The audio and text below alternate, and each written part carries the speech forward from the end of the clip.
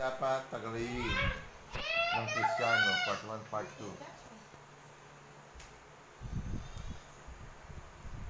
2. Chen, mali ka na nga dito, anak. Teka, tingnan natin baka nandito na siya. Ang puso mo ay buksan ng Diyos. Gaya ng isang babaeng nakikinig ng salita. At ang sino mang pumatay ay mapapasapanganib sa kahilan. Datapwat, sinasabi ko sa inyo na ang bawat mapuot sa kanyang kapatid ay mapapasapanganib sa kahatulan.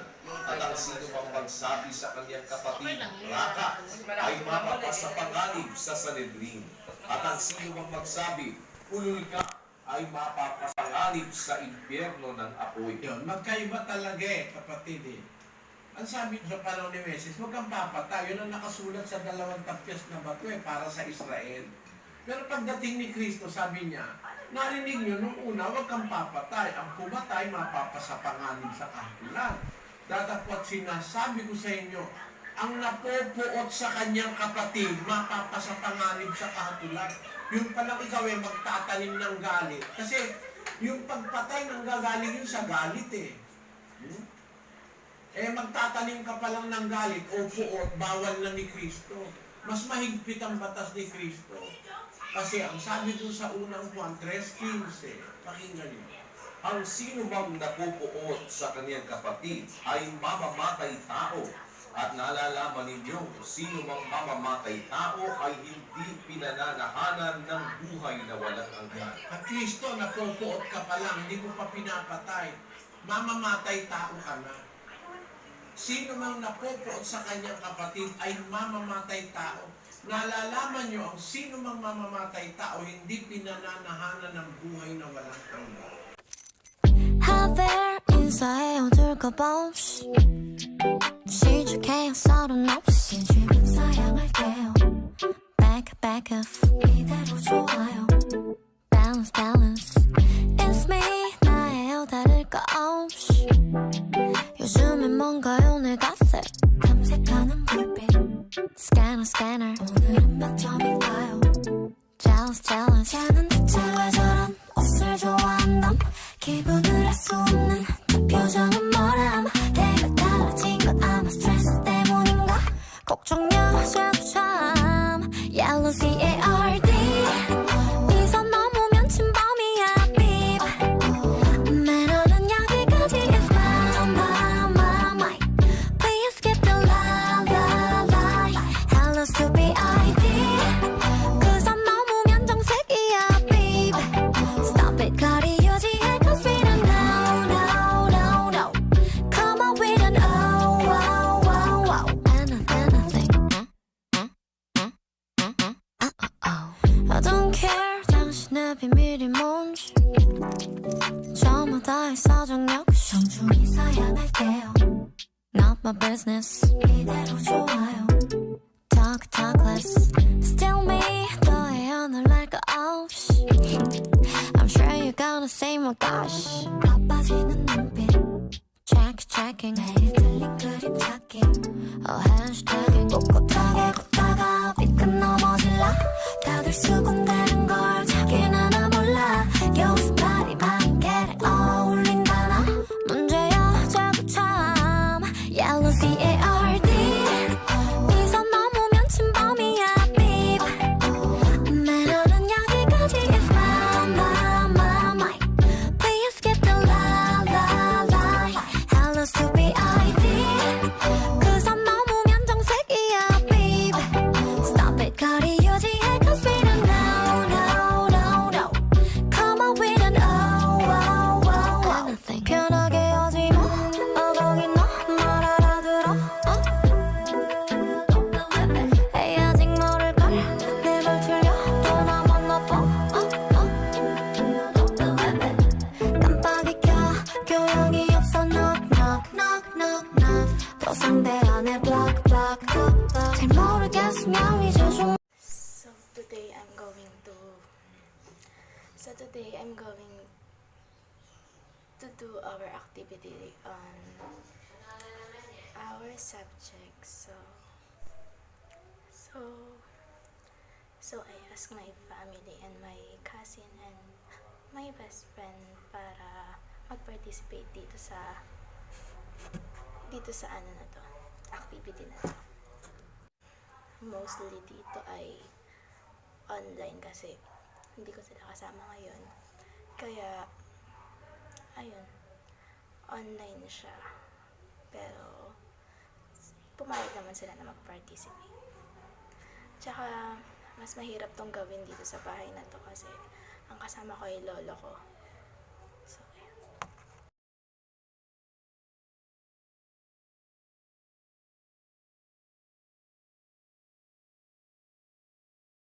So, ang una kong i-discuss ay ang pinakamahalagang utos ng Diyos sa atin para sa mga tao. So, ang una dito ayon sa Mark chapter 11, Mark chapter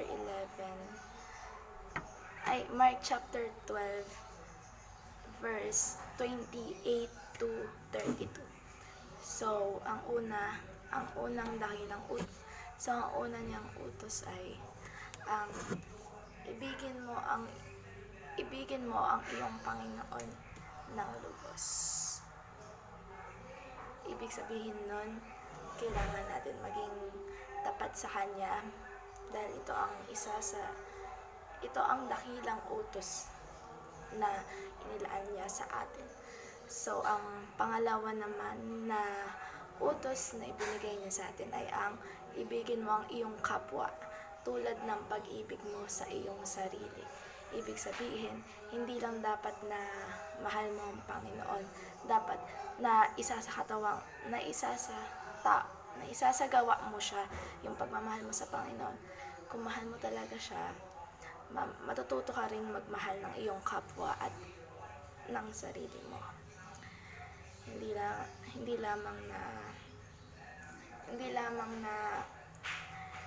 Hindi dapat na may makalimutan kang utos dito sa dalawang ito dahil ito ang pinaka summarize na utos. Kung pag-aaralan mo ang 10 Commandments, ito ang pinaka summarization niya, matutong magmahal ng kapwa at matutong mahalin at irespeto ang Panginoon. Dalawang utos ni Jesus. Sinasabi ng iba, bago daw pumanaw si Jesus ay may dalawang kautusan itong iniwan. Pero wala tayong mababasa sa talata na binanggit ni Jesus na dalawa na lamang ang iniuutos niya.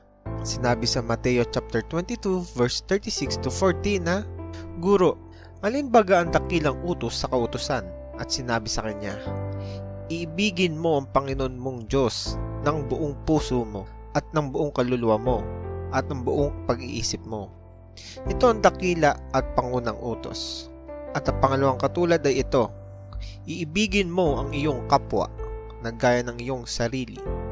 Sa dalawang utos na ito'y nauwi ang buong kautusan at ang mga propeta. Binabanggit dito ni Jesus na sa dalawang utos na ito, pagmamahal sa Diyos at pagmamahal sa kapwa ay nauwi ang buong kautusan at ang mga propeta. Ganito yan, kung mahal mo bang iyong kapwa na gaya ng iyong sarili, papatayin mo bang iyong kapwa? Di ba hindi? Kasi mahal mo. Kung mahal mo bang iyong kapwa, pagnanakawan mo ba siya? Di ba hindi rin? Sabi sa Romans chapter 13 verse 10 na, Love does no harm to a neighbor. Therefore, love is the fulfillment of the law. Sapagkat sa dalawang utos na ito, ang pag-ibig sa Diyos at pag-ibig sa kapwa ay bumubuo sa lahat ng utos. Ang utos ni Kristo ang dapat natin sundin ngayon kasi siya ang tumubos sa atin at si Jesucristo ang guarantor of a better covenant. Ang pagmamahal kay Jesus ay pagmamahal na rin sa ating Amang nasa langit. Ang 10 utos ngayon ay wala ng bisa. Alam kong may ginawa akong video about sa 10 utos, pero lahat yun ay kasama pa din naman sa utos ni Jesus ngayon. Kasi nasasakop pa din ang 10 utos sa mga utos ni Jesus na love your God and love your neighbor. Sabi ni Jesus sa Matthew chapter 5 verse 17 na, Do not think that I have come to abolish the law or the prophets. I have not come to abolish them, but to fulfill them. We are under grace of God ngayon. Ang pinakadakilang utos ngayon ng Diyos ay pagmamahalan. Kasi si Jesus ay pinalaya tayo sa sumpa. Sabi sa Galatians chapter 3 verse 13 na, Christ redeemed us from the curse of the law by becoming a curse for us. For it is written, Cursed is everyone who is hung on a pole. Tinubos tayo ni Jesus sa ating mga kasalanan para tayo ay maligtas. Kasi ganun tayo niya kamahal. Walang taong makapagligtas sa atin kundi ang Diyos lang. At ayun ay si Jesus. Namuhay, namatay, at nabuhay muli. And now, we are waiting for His second coming para makasama natin siya sa langit. Kaya sundin natin ang lahat ng utos ni Jesus. Makikita nyo yan lahat sa bagong tipan. Sabi nga sa Hebrews chapter 7 verse 12 na, For when the priesthood is changed, the law must be changed also. Nung dumating si Kristo ay nabago lahat ng kautusan. Kahit itigil na ang awayan at sabuatan, na kesyo kayo ang maliligtas o tama yung simbahan nyo. Mga kapatid, ang isang simbahan ay nabubuo lamang kung ang mga taong nandito ay sinusunod at tinuturo yung mga utos ni Jesus. Tandaan, we are the church if we have Christ in our heart. Hindi ka matatawag na Kristiyano kung hindi mo sinasapusang utos ni Jesus. At hindi ka namumuhay bilang may Jesus sa puso mo. Sabi nga sa Galatians chapter 5 verses 14 na, For the entire law is fulfilled in keeping this one command. Love your neighbor as yourself. Hanggang dito na lang mga kapatid. Pasensya na kung natagalan mag-upload. Madami akong nakareserve na video na gagawin. Abangan nyo yan. Mamuhay na may Jesus sa puso natin. Tandaan, kung nasasaktan ka sa mga katotohanan, ibig sabihin may mali sa ginagawa mo. Salamat sa panonood and sana may natutunan kayo mga kapatid. Magmahalan tayong lahat and God bless everyone.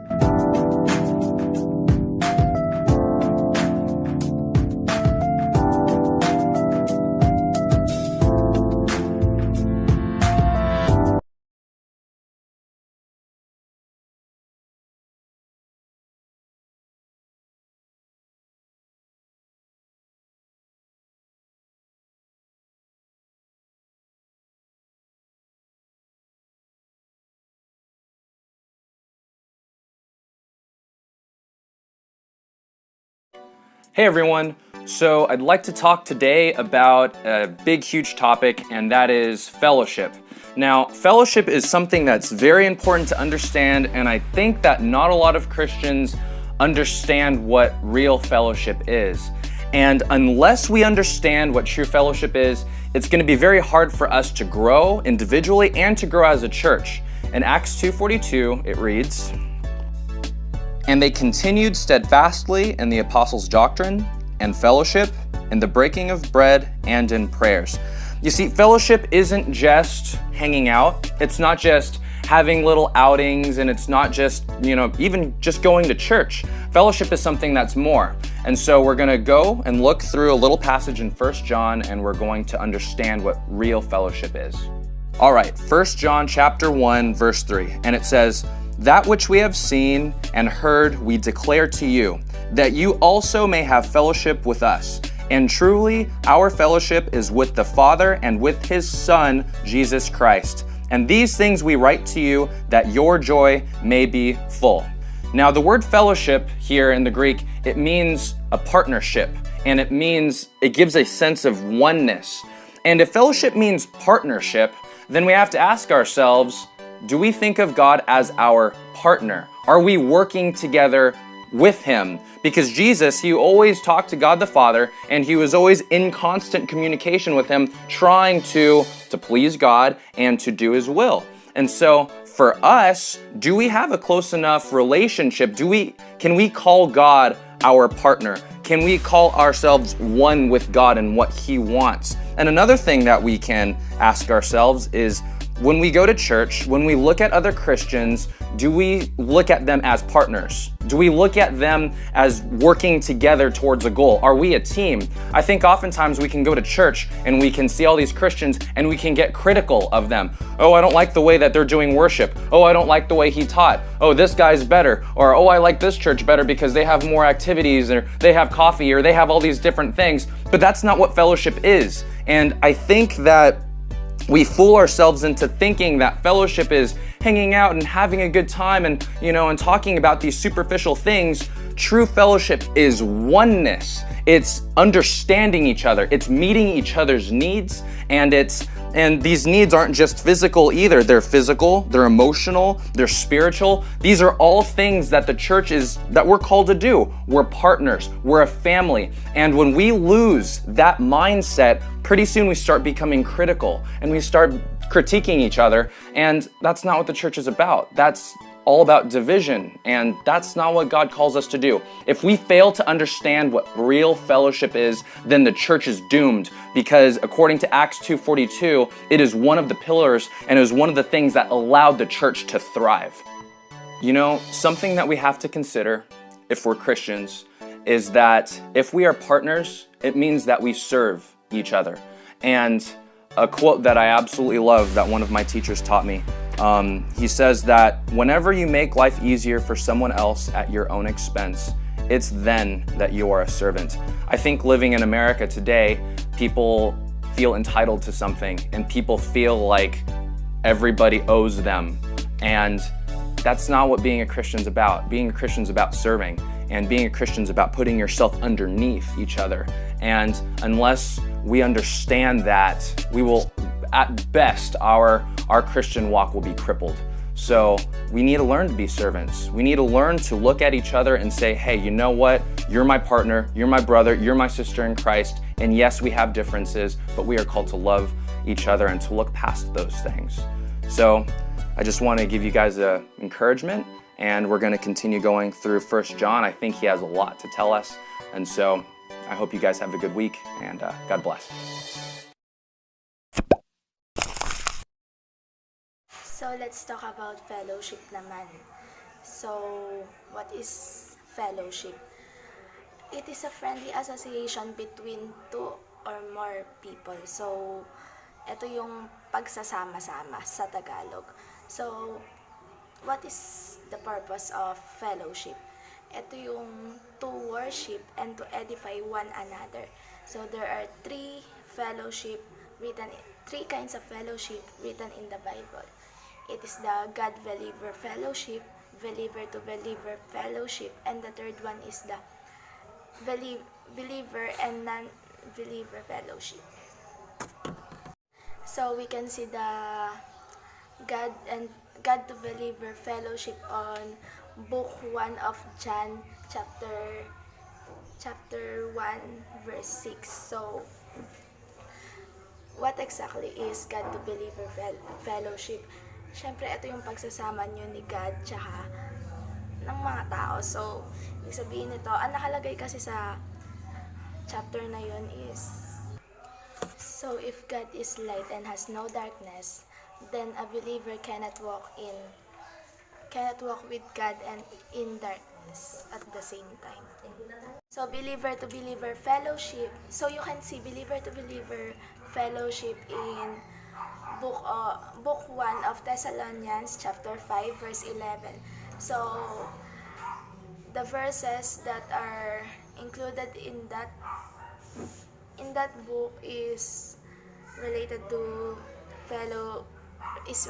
believer-to-believer fellowship. So, ito yung parang pinakita dito na the verses encourages people to be active, alert, and to know and to seek the purpose of their spiritual life. So, the purpose of believer-to-believer fellowship is to encourage one another with the use of the words of God, and it also edifies the church through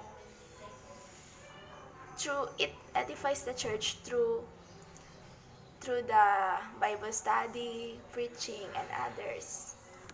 See believer to non-believer fellowship in Book 1 of Corinthians, chapter 14, verse 23 to 25. So, on those verses, Paul declares that tongues are a sign for non-believers, meaning it is a negative sign. So, also it stated that God's supernatural powers, ito yung magiging dahilan upang mag-drive yung mga non-believers into to seek or to explore their beliefs. Ito yung magdadrive sa kanila para i-explore pa nila yung beliefs nila.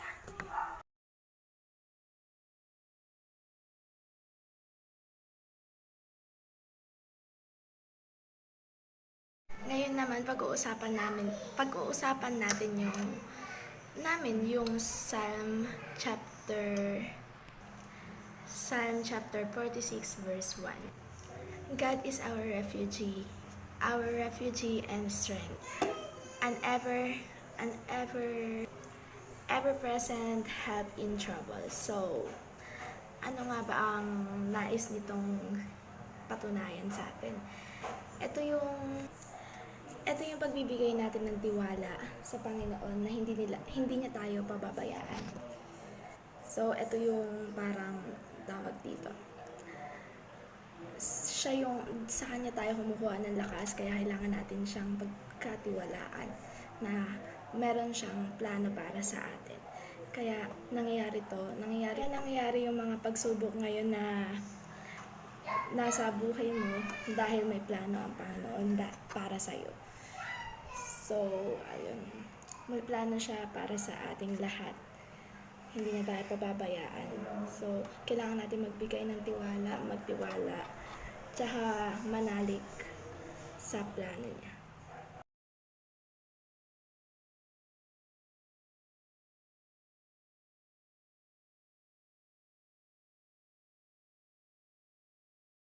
Jeremiah chapter 29 verse 11. So, dun naman nakalagay yung plans. For I know the plans that I have for you, declares the Lord. Plans to prosper you and not to harm you, and plans to give you hope and a future. So, based on my understanding here, yung parang kanina lang din sa Psalm na diniscuss ko, ito yung may plano siya sa atin. So, do not be afraid, do not worry. Dahil lahat ng nangyayari ngayon, nakaplano yan, nakalagay yan sa plano ng Panginoon para sa buhay mo, para sa ikabubuti mo. So, huwag tayong mag-alala dahil ang mga dadating sa atin ay paniguradong pagsubok lamang para mapatunayan natin sa Panginoon na deserve natin kung ano yung makukuha natin kapalit nito in the future. So, yes, don't worry and have faith in God. Kasi, after all, hindi naman niya tayo bibigyan ng pagsubok na hindi natin kaya. Hindi naman niya tayo bibigyan ng mga ganitong senaryo kung para sa atin ay hindi naman niya tayo bibigyan ng ganitong senaryo kung hindi natin ito magagawa ng maayos. Just wait for the right time na magsha-shine ka rin. And magpapaturo ako kung paano mag-preach. Ipapa-explain ko kung ano yung mga na-search ko dito. And then, since magaling siya, doon ako magbabase.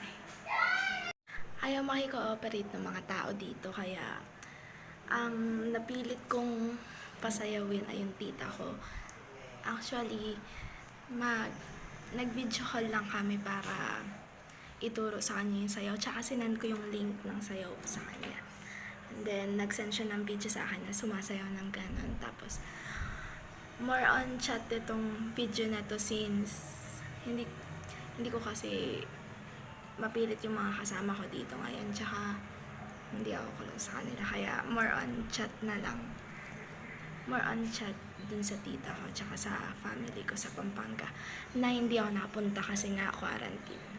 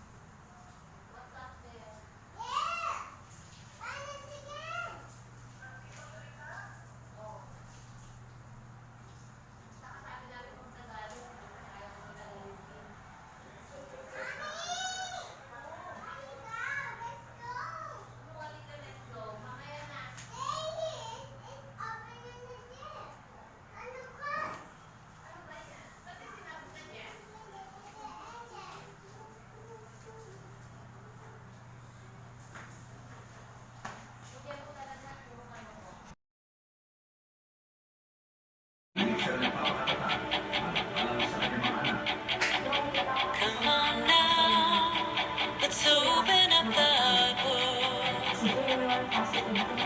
Come on now and take a good long look and see God has given us all we need to be free.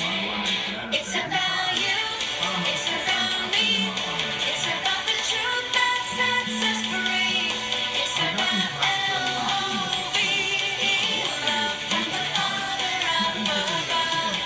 It's about hope, it's about life, it's about the love of Jesus Christ. It's about everlasting, never failing love. Come on now, let's open up the book. Come on now and take a good long look and see God has given us all we need to be free. It's about you, it's about me, it's about the truth that sets us free. It's about L-O-V-E, love from the Father up above. It's about hope, it's about life, it's about the love of Jesus Christ. It's about everlasting, never failing love. It's about you, it's about me, it's about the truth that sets us free. It's about L-O-V-E, love from the Father up above. It's about hope, it's about life, it's about the love of Jesus Christ. It's about everlasting, never failing love. It's about everlasting, never failing love. It's about everlasting, never failing.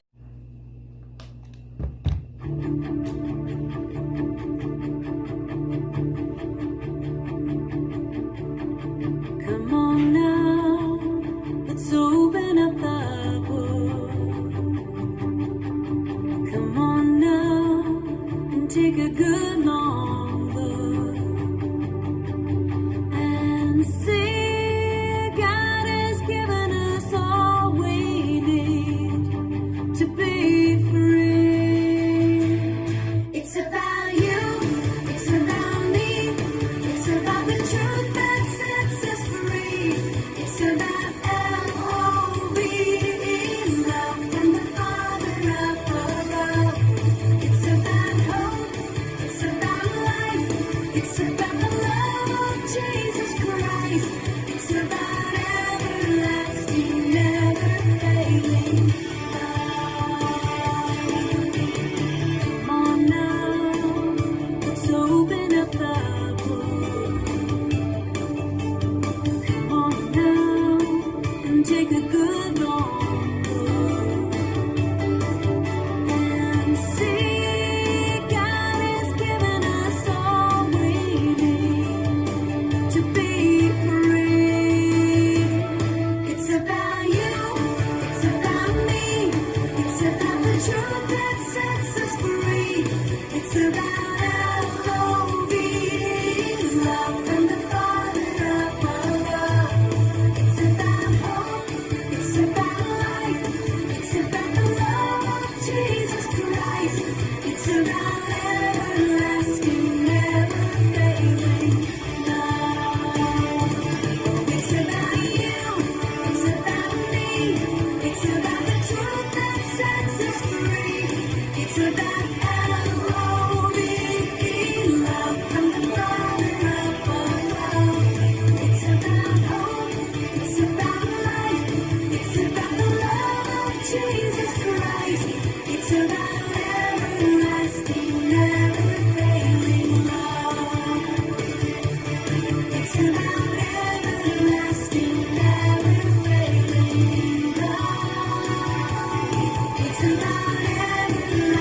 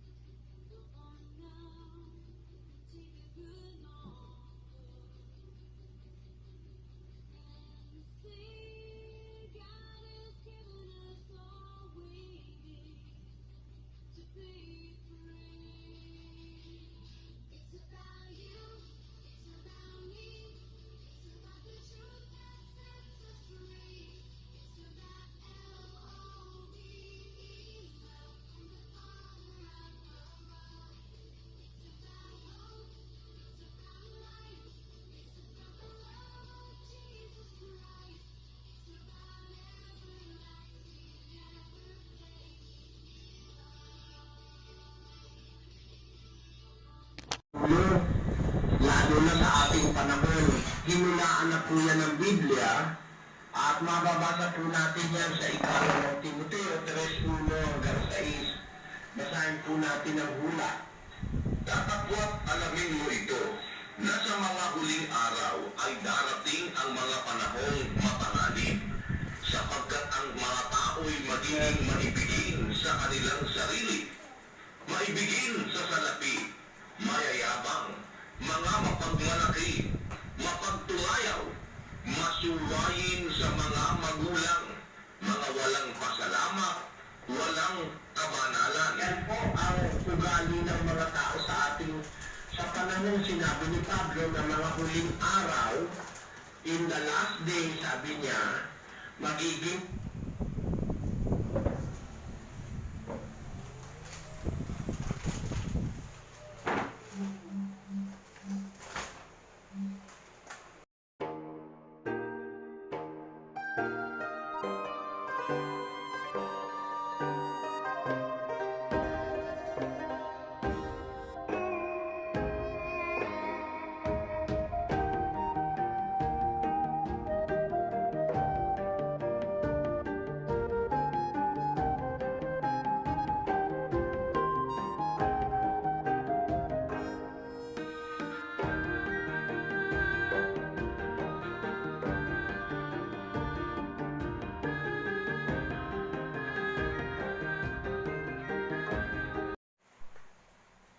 Ayan.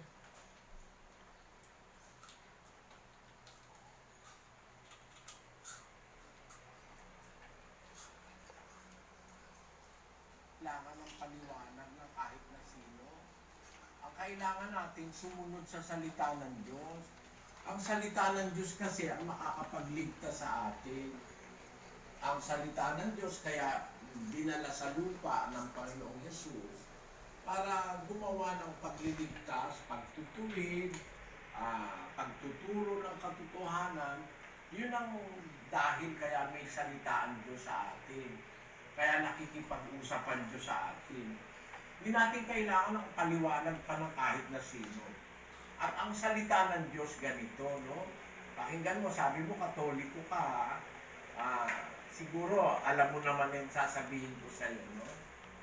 Yung pasyon, ang Katoliko may gawa nun. Yung pasyong Hinesis ni Padre Mariano Pilapil ng Katoliko, at saka yung pasyong Candaba ni Padre Aniceto de la Merced. No? Yung mga pasyon na yan, binabasa yan sa Pilipinas pagkamahal na araw. Ang sabi dun sa pasyon, ganito, huwag kang magagalit, pasyon ng Katoliko ito. Doon sa pasyong Katoliko ang sabi ay sukat mong maalaman sa sulat na papalaman. Ang sulat, yun yung Biblia. Kasi yung mga ibang sinasabi sa pasyon, kinopya ni Padre Pilapil sa Biblia. Sukat mong maalaman sa sulat na papalaman, ang poong Diyos nga lamang, siyang dapat na luhuran at sambahin gabit araw. Ayun, ang liwanag mo. Ang poong Diyos lamang. Yung salitang lamang, isa lang ang sasambahin mo. Siya mo lang luluhuran. Yung Diyos na may lalang sa atin. Yun ang sinasabi sa Biblia. 95:6 ng awit. O magsiparito kayo, tayo'y magsisamba at magsiyukod. Tayo'y magsiluhod sa harap ng Panginoon na may lalang sa atin. Ang luluhuran natin yung may lalang sa atin. Hindi yung ginawa natin. Mali kasi yun, sumamba ka, lumuhod ka sa ginawa ng tao. Ang dapat na luhuran natin yung gumawa sa atin. Basahin natin ang 1:25 ng Roma. sapagkat pinalitan nila ang katotohanan ng Diyos ng kasinungalingan at sila'y nagsisamba at nangaglingkod sa nilalang kaysa lumalang na siyang pinupuri magpakailanman siya nawa. Ayun, pinalitan nila ang katotohanan ng Diyos ng kasinungalingan. Nagsisamba sila, naglingkod sila sa nilalang. Si Maria, nilalang. Ang mga anghel, nilalang. Si Pedro, nilalang. Lumuluhod sila sa kay Pedro, lumuluhod sila kay Maria, lumuluhod sila sa mga estatwa na ginawa ng kamay ng tao. Mali yun kasinungalingan yun. Sabi ng Biblia, kapatid, hindi mo kailangan ng paliwanag ng kahit na sino. Hindi rin ako magpapaliwanag, yan ang sinabi ng Biblia. Kasinungalingan na imbis na ang paglingkuran mo, yung lumalang, maglingkod ka sa nilalang. Baligtad. Dapat ang paglingkuran yung lumalang, hindi yung nilalang. Lalo na yung ginawa ng kamay. Basahin natin ang 17 ng gawa ng mga apostol. Yamang tayo nga'y lahi ng Diyos, ay hindi marapat nating isipin na ang pagka-Diyos ay katulad ng ginto o ng pilak o ng bato na inukit ng kabihasnan at katalinuhan ng tao. Yun, hindi natin dapat man lang isipin na may pagka-Diyos sa ginto, sa pilak, sa bato, sa kahoy, sa tanso, sa plastic, na inukit ng kabihasnan at katalinuhan ng tao. Bawal ng Diyos yun Alam mo kapatid, kahit ano pa isipin mo, niisip mo, hindi naman ito sinasamba ko ang Diyos kung hindi man talaga pinasamba mo, ang Diyos talaga, ba't nilalagay mo pa sa harap mo yan? Ba't kailangan mo ilagay? Bawal nga ng Diyos yan. Pakinggan mo nga sa 5:7 ng Deuteronomio. Huwag kang magkakaroon ng ibang mga Diyos sa harap ko. Huwag kang gagawa para sa iyo ng larawang inanyuan na kawangis ng anumang anyong nasa itaas sa langit o nang nasa ibaba sa lupa o nang nasa tubig sa ilalim ng lupa.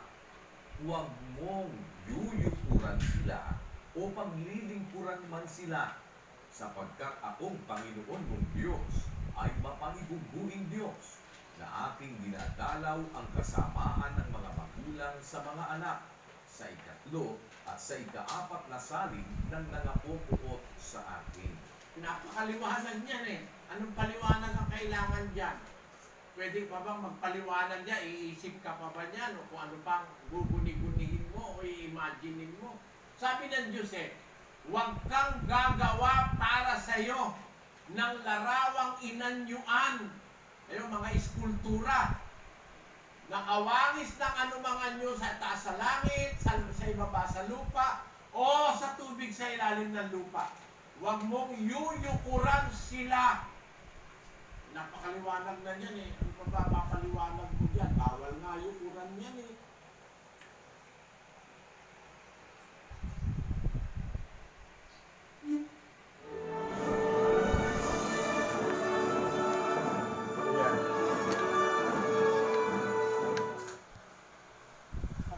Bawal nga yukuran yan Bawal. Kahit ano pa sabihin mo, hindi naman sila ang pinangangalanginan ko. Kung hindi nga sila, ba't nilalagay mo sa harap mo? Ba't ka lumuluhod sa kanila? Ano ba yun? Ano ba klaseng filosofya yun?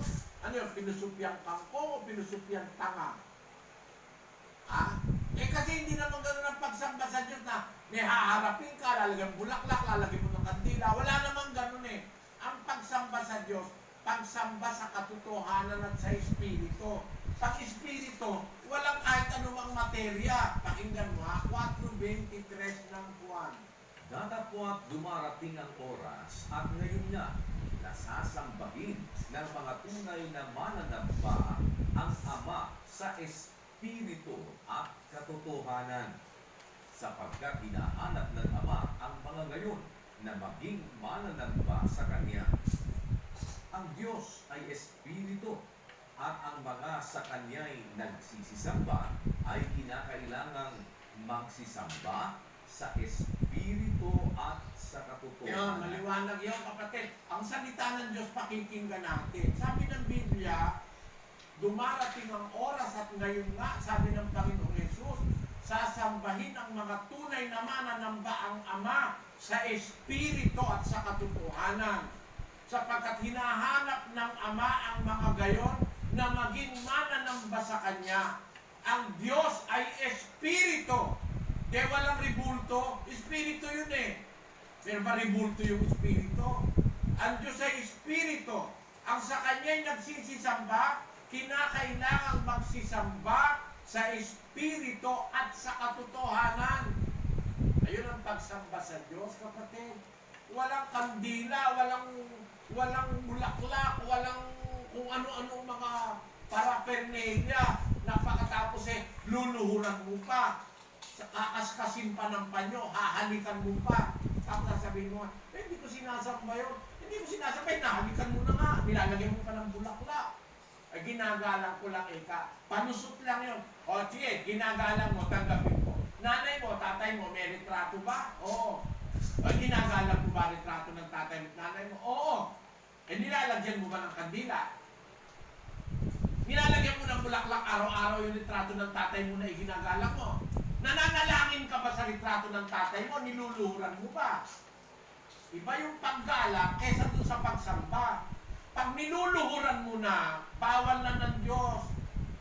Sukat mong maalaman sa sulat na papalaman ang poong Diyos nga lamang. Siyang dapat nga luhuran at sambahin gabit araw. Kita mo? Ang Diyos lang pala luluhuran. Doon ka nalun kay Pedro. Eh yung si Pedro, nung nabubuhay pa, niluhuran ni Cornelio eh. Pinagbawalan siya ni Pedro eh. Yung tunay na Pedro, nasa Biblia, niluhuran, pinigilan niya. Basahin natin. Ang 10:25 ng gawa. At nangyari na pagpasok ni Pedro ay sinalubong siya ni Cornelio at nagpatirapa sa kanyang paanan at siya'y sinamba. Natakwat, itinindig siya ni Pedro na sinasabi, "Magtindig ka, ako man ay tao rin." Nakita mo? Yung talagang Pedro ha? Eh ano sabi ni Pedro kay Cornelio nung lumuhod siya kay Pedro? Tumindig ka, tao rin ako. Huwag ka sasamba sa akin. Mismo nga yung anghel eh. Yung anghel, hindi tao yun. Nung lumuhod si Juan, pinagbawalan siya ng anghel. Basahin natin ang 22:11 ng Apokalipsis. At akong si Juan, ako ang nakarinig at nakakita ng mga bagay na ito. At ang aking marinig at makita ay nagpatirapa ako upang sumamba sa harapan ng anghel na nagpakita sa akin ng mga bagay na ito. At sinasabi niya sa akin, "Huwag gawin yan. Ako'y kapwa mo alipin at ang iyong mga kapatid na mga propeta at ng mga tumutupad ng mga salita ng aklat na ito. Sumamba ka sa Diyos." Kahit yung anghel ayaw paluhurin si Juan sa kanya. Lumuhod siya sa harap ng anghel eh. Sabi ng anghel, huwag mong gagawin yan. Masama yan. Hindi tama yan. Bakit? Kapwa mo rin ako alipin. Nilalang din ako. Ang dapat sambahin yung lumalang. Eh kaya kung halimbawa si Maria buhay, nako, hindi ka pwede lumuhod kay Maria. Papagbawalan ka ni Maria. Yung talagang Maria, walang taong lumuhod doon. Hindi pumayag si Maria sa buong buhay niya na niluhuran siya ng kahit na sinong tao. Bakit? Bawal kasi. Hindi mo kailangan ng paliwanag o opinion, kapatid. Huwag ka maniniwala sa opinion. Ay, hindi naman sinasamba yan. Yan ginagalang lang. Sabi mo. Pero ang sabi ng Biblia, huwag kang luluhod. Ha? Huwag kang mananalangin sa kanila. Eh, ang ginagawa mo, lumulod ka talaga, nananalangin ka. Hinahalikan mo pa nga eh. Kaya, alam mo, kapatid, huwag kayo magagalit. Kahit anong pangamatwila na gawin nyo, bawal yan. Na sumamba ka kahit kanino pang iba. Ang Diyos lang ang sinasamba. Hindi ang Kristo, hindi si Maria, hindi ang anghel, hindi ang arkanghel. Bawal ng Diyos yan. Ang tunay na pagsamba, sasamba ka sa Diyos sa Espiritu at sa katotohanan, sapagkat ang Diyos ay Espiritu, ang sa Kanya'y nagsisisamba, kinakailangan sumamba sa Espiritu at sa katotohanan.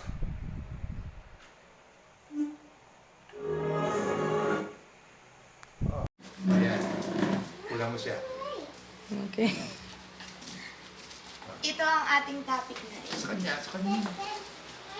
Ito ang ating topic ngayon at hindi na kailangan ng paliwanag dito sapagkat malinaw siyang nakalagay sa ating Biblia. Oh, stop. Ang topic po natin ngayon ay ang bakit masama ang gumawa ng mga imahen at magdasal sa harap nito. Magpo-post ka ate. Okay na. Oo.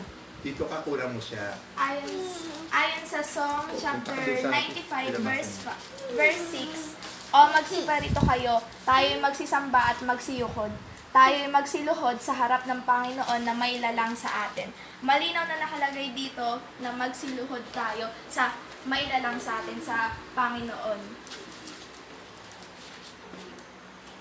Ayon naman sa Roma chapter 1 verse 25.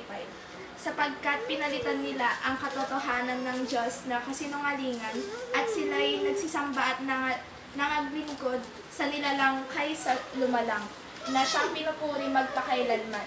Siya nawa. Dito, nakalagay nga, malinaw na nakalagay dito, tayo ay kailangan sumamba sa lumalang, hindi sa nilalang, lalo na kung ito ay nilalang ng kamay ng tao. Ayon naman sa Gawa chapter 17 verse 29. Yamang tayo nga'y lahi ng Diyos, ay hindi marapat nating isipin na ang pagka-Diyos ay katulad ng ginto o ng pilak o ng bato na inukit ng kabihasnan at katalinuhan ng tao. Hindi dapat tayo dito na nakalagay na hindi dapat tayo sumamba sa mga rebulto o ano mang ginto o pilak yan kasi hindi naman siya yung tinuturing natin na Diyos. Kasi nilalang lang yun.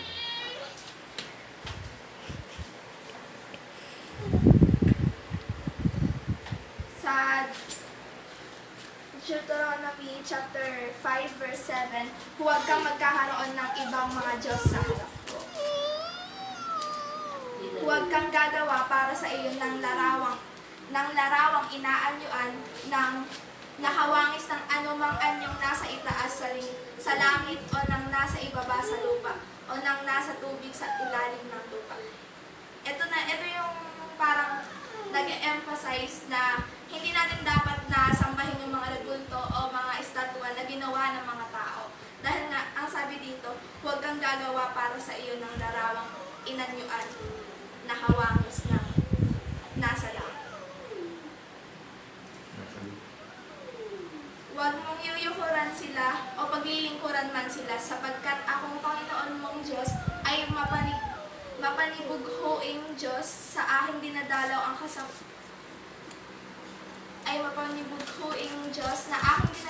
kasamaan ng mga magulang sa mga anak sa ikatlo at sa ikaapat na salin na nangapopoot sa akin. Ibig sabihin, yung practice ng mga Katoliko ay mali sapagkat kanilang niyuyukuran yung mga rebulto o mga estatwa na ginawa nila. Huwag kang gagawa para sa iyo ng larawang ayon naman sa 1 chapter 4 verse 23, datapwat dumarating ang oras at ngayon nga nasasambahin ng mga tunay na mananamba ang Ama sa Espiritu at katotohanan, sapagkat hinahanap ng Ama ang mga gayon na maging mananamba sa Kanya. Ayon sa 1 chapter 4 verse 24, ang Diyos ay Espiritu at ang mga sa Kanya ay nagsisisamba ay kinakailangan magsisamba sa Espiritu at sa katotohanan. Bakit? May rebulto ba ang Espiritu? Hindi ba wala naman? Kaya ito naman. Kulang mo. Tapos ngayon naman, meron tayong example kung paano nakikita sa Biblia na mali ang sasamba sa ibang Diyos o sa nilalang. Sa Apokalipsis chapter 22 verse 8.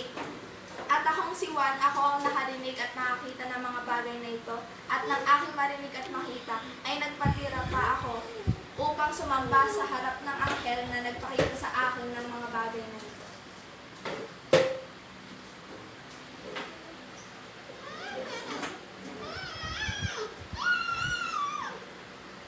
Datapwat ay naman sa Gawa chapter 10 verse 25. At nangyari na pagpasok ni Pedro ay sinalubong siya ni Cornelio at nagpatira pa sa kanyang paanan at siya'y sinamba. Datapwat itinindig siya ni Pedro na sinasabi, magtindig ka, ako man ay tao rin. So, ibig sabihin nito, kahit yung mga anghel o yung mga yung mga apostol, hindi sila pumapayag na sila yuhuran or sambahin ng mga tao sapagkat sila ay tao lang rin at sila ay nilalang lamang ng ngayon. Okay na. Yan ang important. Yan ang mahalaga sa lahat. Yan ang mahalaga sa lahat. Ang sumamba. Ang sumamba sa may lalang at hindi sa nilalang ng tao. Okay.